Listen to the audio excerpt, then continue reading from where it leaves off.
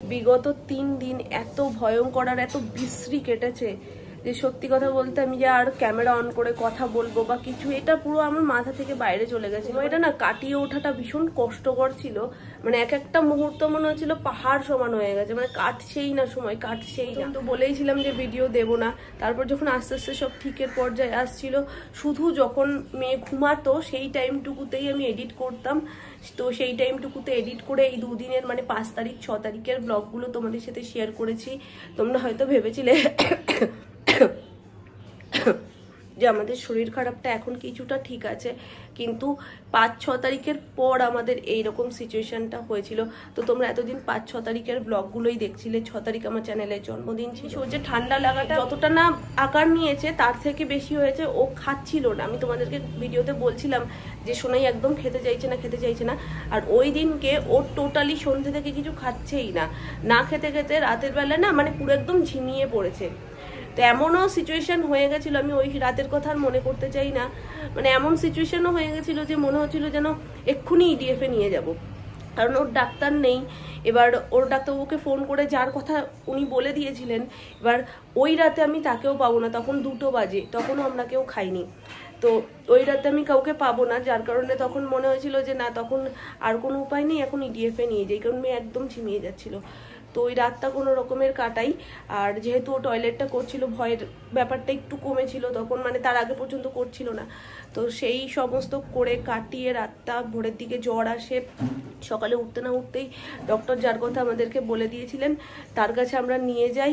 নিয়ে যাওয়ার পরে তিনি সমস্ত দেখে ঠেকে ওষুধ দিয়ে দেন। আমাদের আশ্বস্ত করলেন যে জ্বর যেহেতু ঘুরে ঘুরে আসছে আর শরীরটাও ভালো না, সর্দি কাশিতে জিভে আমাদের টেস্টটা যেহেতু থাকে না, যার কারণে ও খাচ্ছে না।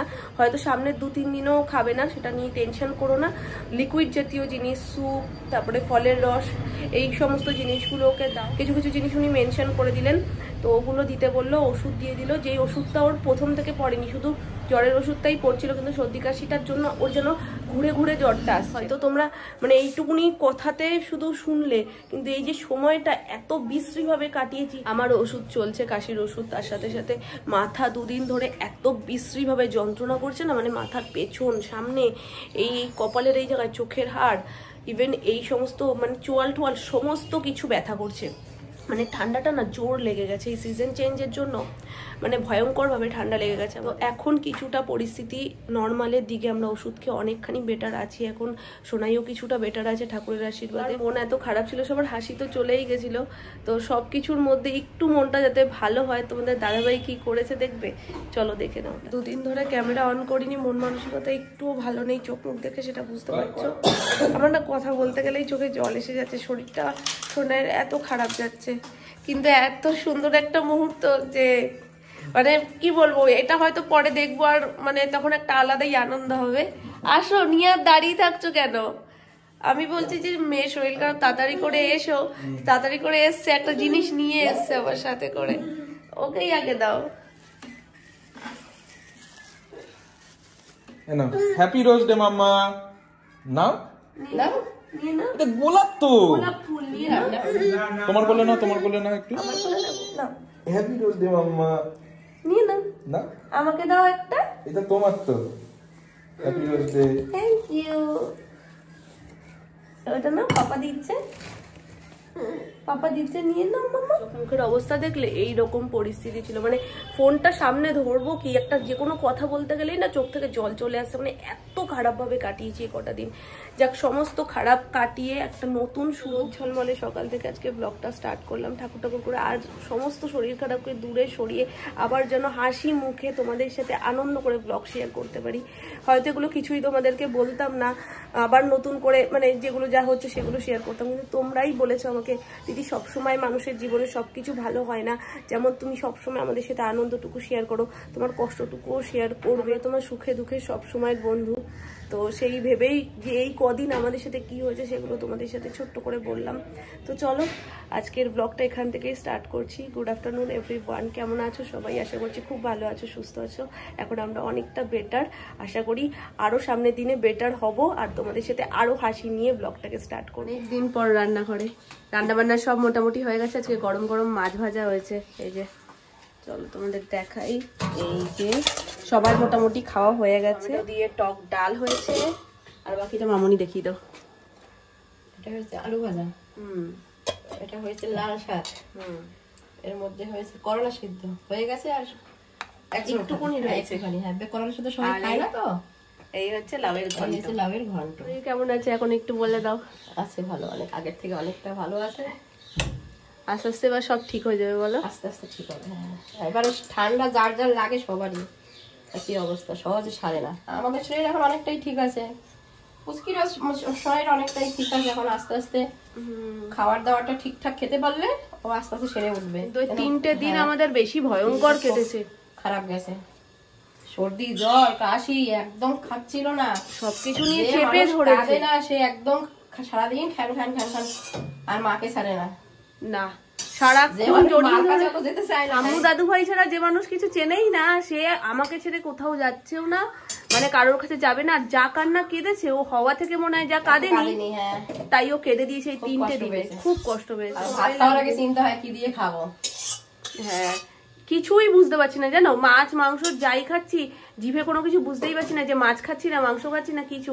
আমি শুধু ঝাল আর নুনের টেস্টটাই বুঝতে পারছি, বাকি আর কিছু বোঝা যাচ্ছে না। প্রতি বছর রোজডের গোলাপ যত্ন করে রেখে 14ই ফেব্রুয়ারি মোটামুটি কাটিয়েই দিই, কারণ এত গুছিয়ে গুছিয়ে রাখি যাতে শুকিয়ে না যায়। সময় সময় মতন একটু জল চেঞ্জ না করলে, একটু ঠিকঠাক ওপর থেকে জল না ছিটিয়ে দিলে না থাকে না সেরকম। নিয়ে বাবা গেছিল একটু রোদে, ওই দেখো ফুল প্যান্ট হাফ প্যান্ট হয়ে গেছে তো।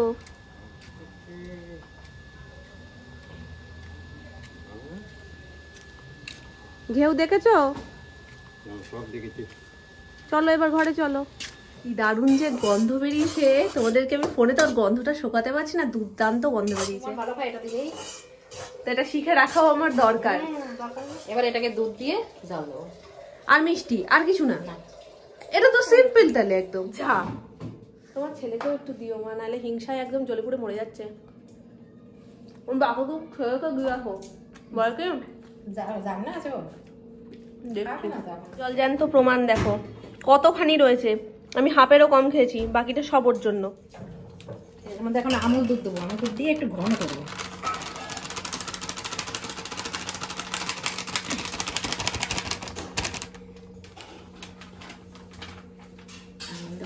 টেস্ট আলাদা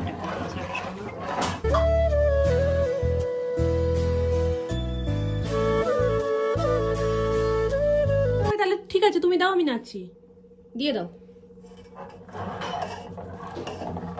মামনি পুরো চালের গুঁড়োটা দিয়ে দিয়েছে, আর এখানে হালকা হালকা করে নাড়িয়ে নাড়িয়ে ব্যাপারটা পুরো মিক্সড হয়ে গেছে। এবার আস্তে আস্তে টানবে না মা এটা? আমার পুরো মনে হচ্ছে সোনার জন্য যেটা আমি বানাই চালের গুঁড়ো দিয়ে, সেই প্রসেস, শুধু ওটা থাকে নর্মাল চাল আর এটা হলো গোবিন্দভোগ চাল। এবার এটা আস্তে আস্তে ঘন হবে, আর এর মধ্যে মামনি এখন দিয়ে দিচ্ছে বাতাসা।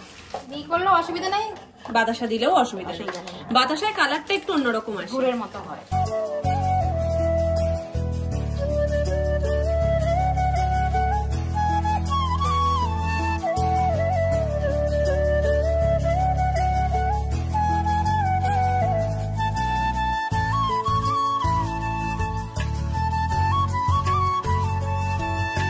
দাদানের সাথে নিচে গেছে, ওখানেই শিফট করে গেছে এখন, আর ওপরে আসবে না। তাই আমাকে ডাকাডাকি শুরু হয়েছে। মা কেমন হয়েছে? হো, হাততালি দাও, হাততালি দিয়ে দাও,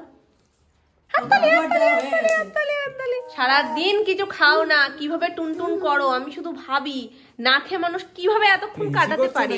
না না করে এসছে, কি করে না খেয়ে মানুষ এত নাচানাচি করতে পারে বলতো? ওই দেখো মা লক্ষ্মী সব এদিক ওদিক ছড়িয়ে ফেলছে। শিগগিরই চলে এসো। হ্যাঁ আসো। মামা জিজ্ঞেস করো ঠাম্মু তোমার কদ্দূর।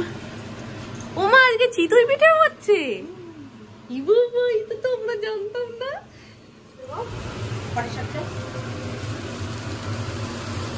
আজকে মনে হচ্ছে সেকেন্ড পৌষ পার্বণ। সোনামা এক মন দিয়ে দেখছে। এখন বাকি ভিতরে মেটেই গোলাই ওটাই। দেখো ঠাম্মু কত পাতি সাপটা ভেজেছে, দেখেছো? ওই বাবা ঘুমিয়ে এসে গেছে গো আমাদের।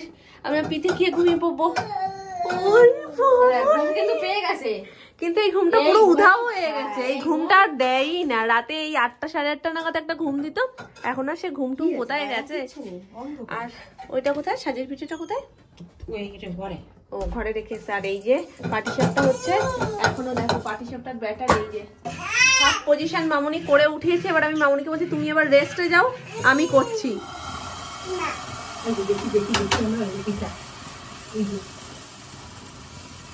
পিঠে শুধু দেখালে হবে, খাওয়াতেও তো হবে নাকি?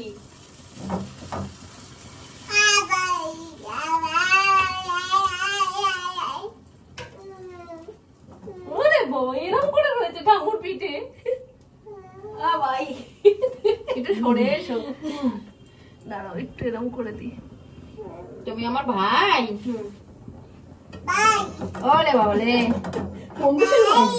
ভাই। হ্যাঁ ভাই, ভাই। হ্যাঁ মা। এই তেলটা তুলে দে, এটাও তুলে দিস, লাল তুলি। লাল তেল অনেক হয়ে জানিস।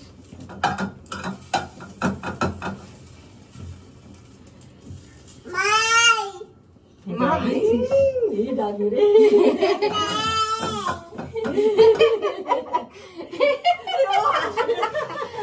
দেখো তোমার যে মন চায়। খুশি হয়েছে রে। তুমি মাই ডাকবা, তুমি মাই ডাকবা। সবাই মিলে পিঠে ভাজছি আমরা। বলে না যদি হও সুজন তেঁতুল পাতায় নজন। ঘরে এখন আসি 4 জন। নজন বাইরে দিয়েছে। এই আমরা তো সবসময় নজন, সেইটাও তো আমাদের মাথায় রাখতে হবে না কি? রান্নাটা পুরো গরম হয়ে গেছে। মনে আছে শীতকাল, ও যে এখানে তাপে তাপে একদম মনে হচ্ছে গরমকালে। ঠিক আছে ঠিক আছে, এরকম করলে কাজ করতে পারে? চলো। না পায় না, পায় না। তুমি কাকে ডাকো তো? এরকম কাম করবে। এই দেখো মামুনির পিঠে, আমার পিঠে, একদম জাজ করবে না। কারটা ভালো হয়েছে বলার দরকার নেই, শুধু তোমাদের দেখাচ্ছি যে আমাদের পিঠে ভাজা চলছে, ওদিকে মামুনিরটা রাখা রয়েছে, এখানে আমারটা রাখা রয়েছে। চলো এবার তুলে দাও। দুজন দুটো কড়াইতে নিলে না তাড়াতাড়ি করে হয়ে যাচ্ছে, অনেকটা কমে এসছে না বলো? এই যে মামুনিরটাও রেডি, এই যে আমারটাও রেডি, তুলে দাও।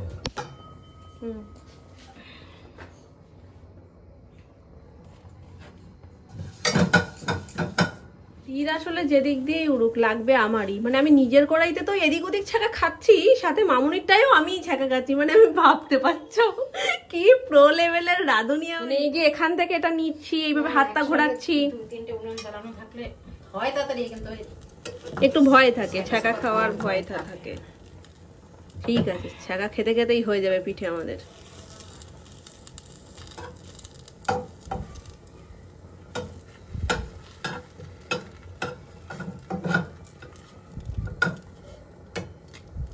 আসবে না?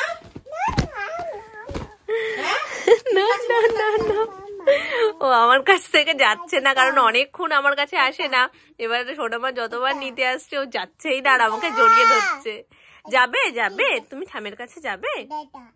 দাদা দাদা দাদা, মামা আমি দিচ্ছি আমি দিচ্ছি, বলো দাদা,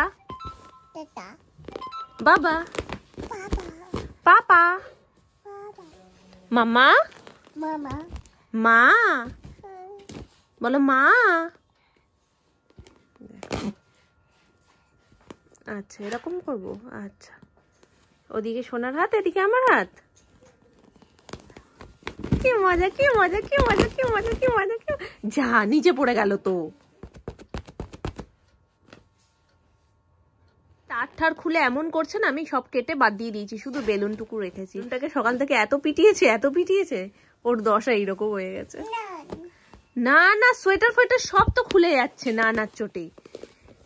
তুমি বলো একটা জোরে ডেকে দাও তো, মা।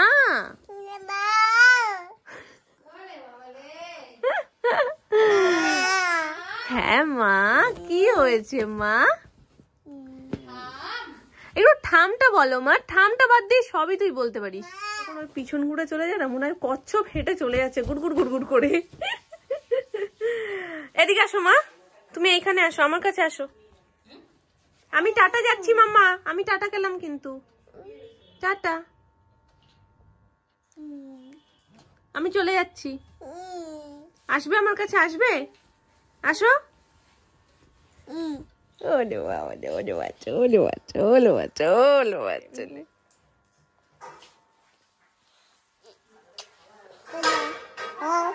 ও ও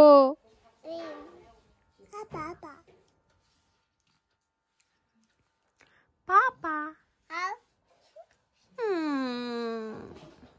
ঢংটা একটু দেখো শুধু মুখের। এই যে একটা ফ্লাইং কিস দিয়ে দাও, একটা ফ্লাইং কিস দিয়ে দাও, একটা ফ্লাইং কিস দিয়ে দাও। এবার আয়নায় দেখে তুমি তোমাকে একটা ফ্লাইং কিস দিয়ে দাও। মা